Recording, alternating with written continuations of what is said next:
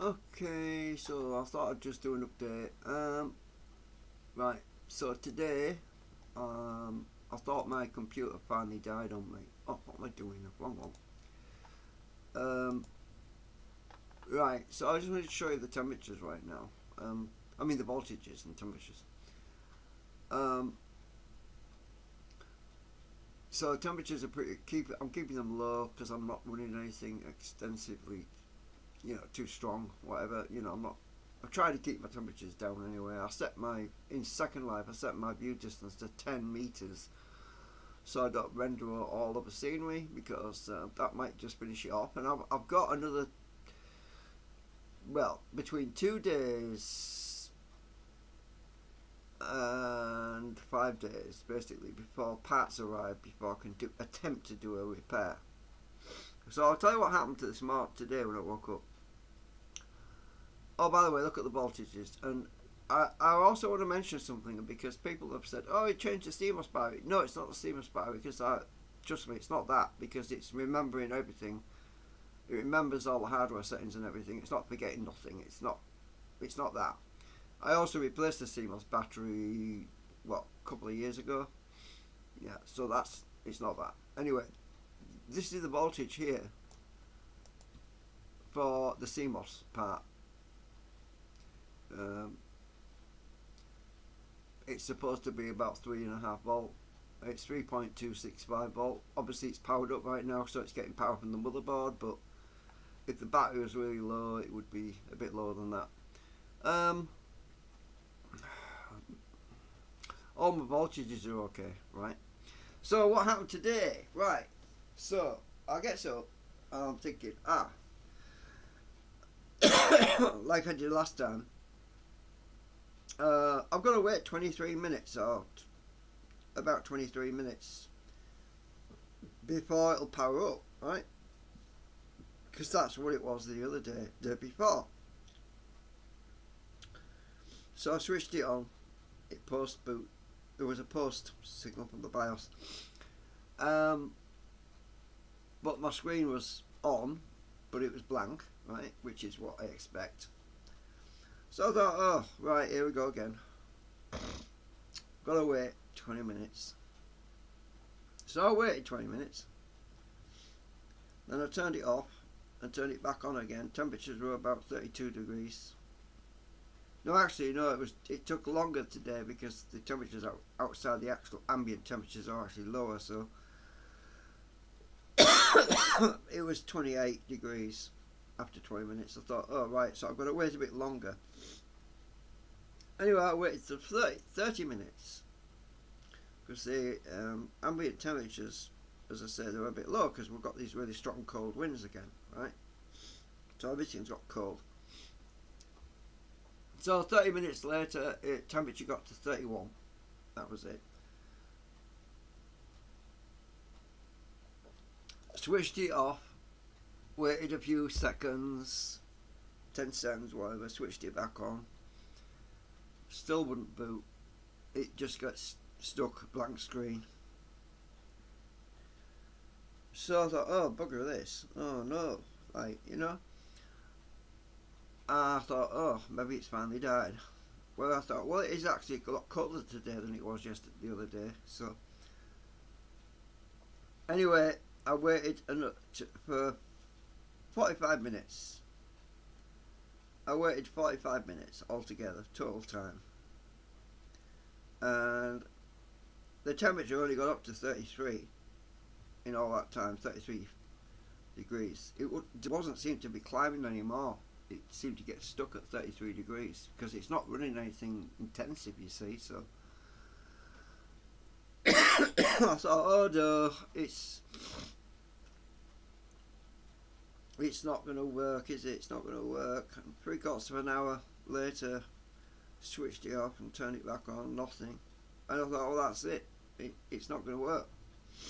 I thought it's dead. I was talking to a friend on my phone.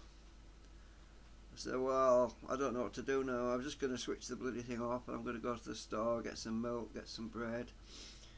And I'll try it again when I come back. But I thought, well, I've turned it off now. It's going to get colder. So I turned it off. It goes out to the shop, which is now an hour later. It's an hour and 10 minutes later, right?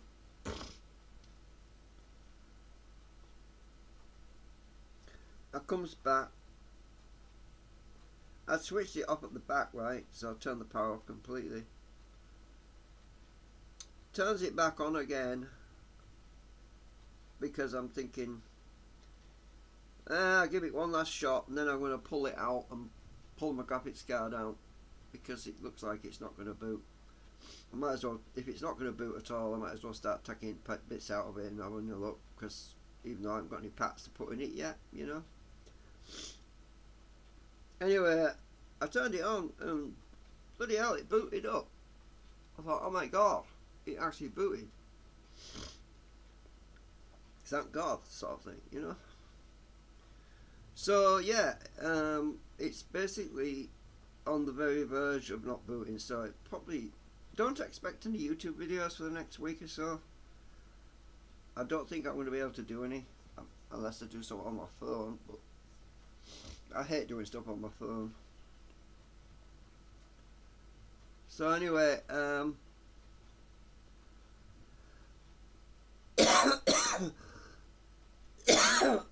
excuse me, the temperature's dropped and I feel sick today.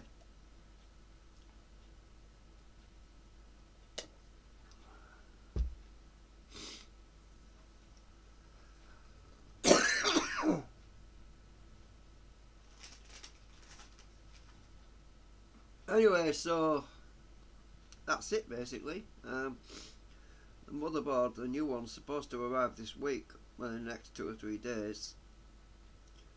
So I just decided I'm just going to build it into that other machine, that other case.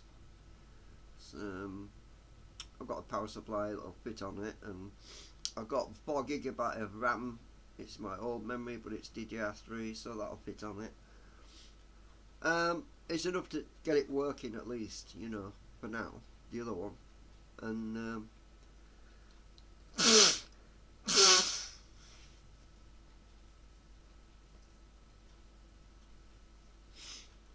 And anyway, then I also ordered a new one of them SD drive caddies, so that I can basically, because it's Linux operating system, it'll work fine. Just plug it in straight in, unplugging it from the existing computer and plug it straight into my other computer. Don't have to install Windows or anything like that because it's got Linux and it'll just work because it's the same motherboard and everything. And the only thing different will be is the graphics card, really. So I've got a twin SSD drive caddy which I've got to fit to the front of the other computer. And take the floppy drive out, and I'll be able to boot directly from the SSD hard drives which I'm using on this system. So I don't have to mess about with any of that. So that's good news. I've actually got a clone copy, actually the original copy of my operating system, which I also made clone copies of anyway, so I can boot directly from that.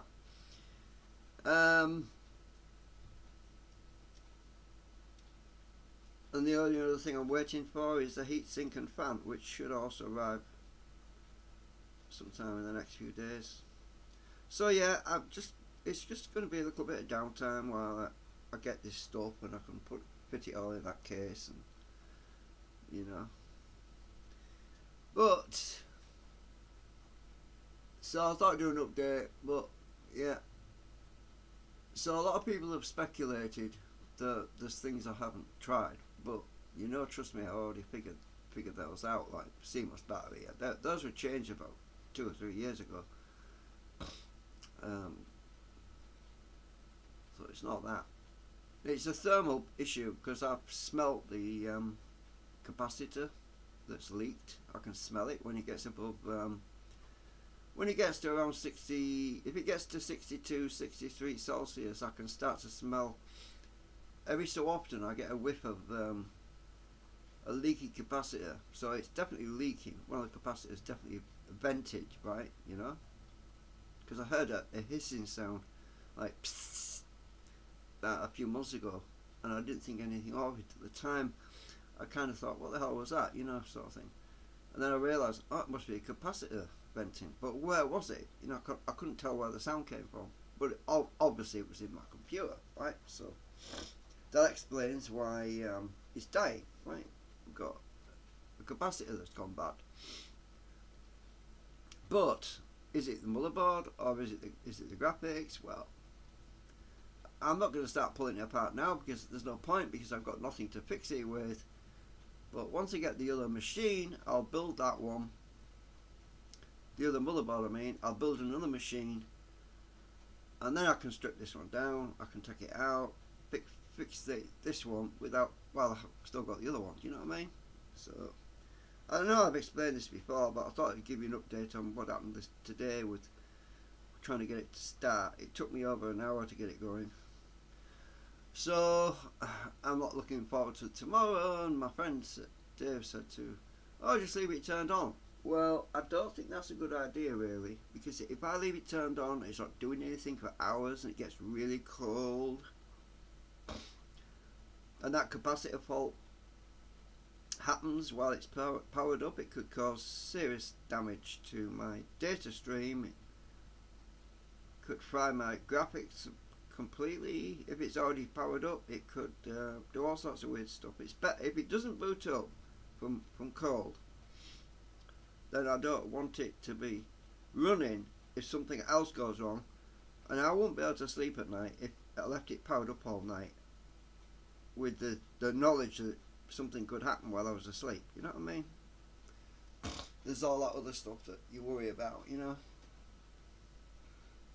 If the temperature drops too much during the night and the capacitor that's causing it problem booting up, if that goes out of circuit or something, it could fry what's good, fry the circuit that's good, and then there'll be no coming back, no rescue, you know, no repair. It'll be, yeah, toast. But at the moment, there's hope, you know. Anyway, that's it. I'm going because my throat is sore, and I think I've got a cold. I don't know. Right. Bye for now.